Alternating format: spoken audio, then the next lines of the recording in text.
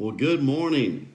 It is September the 21st, and back by popular demand is your Monday message.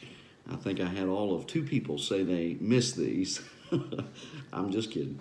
Due to my schedule and some things going on, I haven't been able to bring these, but I miss doing them, and I hope that you get some benefit out of it. With all that's going on in the world, another hurricane is approaching the Gulf. The wildfires are spreading.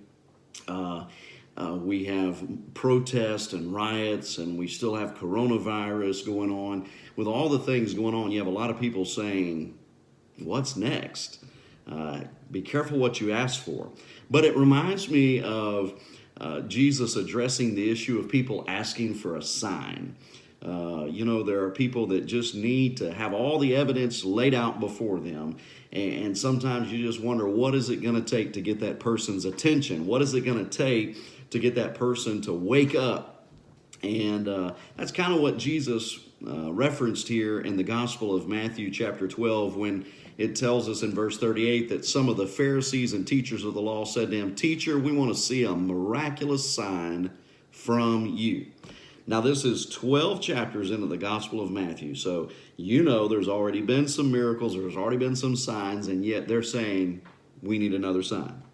And so he answered and said, "A wicked and adulterous generation asks for a miraculous sign, but none will be given it except the sign of the prophet Jonah. For as Jonah was 3 days and 3 nights in the belly of a huge fish, so the Son of Man will be 3 days and 3 nights in the heart of the earth. The men of Nineveh will stand up at the judgment with this generation and condemn it, for they repented at the preaching of Jonah. And now one greater than Jonah is here." The sign of the prophet Jonah. The people of Nineveh repented. Hopefully you're familiar with that story. But the context here is about people asking for another sign, another affirmation, another confirmation. At some point, you have to receive that, which is what God is giving you. You have to accept it by faith. Faith is the substance of things hoped for and the evidence of things not seen. You see, some of you out there have to have all the evidence and you have to see it. You have to have all of it presented, all the numbers to add up and everything. That's not faith. You're using your intellect and you're using your logic and reason to make decisions, but that's not faith. People of faith step out. People of faith take risks because we know it won't always add up. We understand that sometimes it won't even make sense.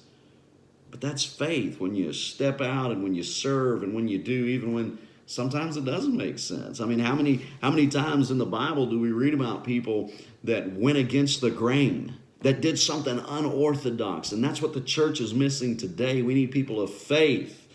We need people that will step out and take some risk, even when, hey, this doesn't make sense. Sometimes faith is crazy. And yet there are people still saying, well, I just need another sign. I just need to see. I need to know. God, do this, and then I'll believe.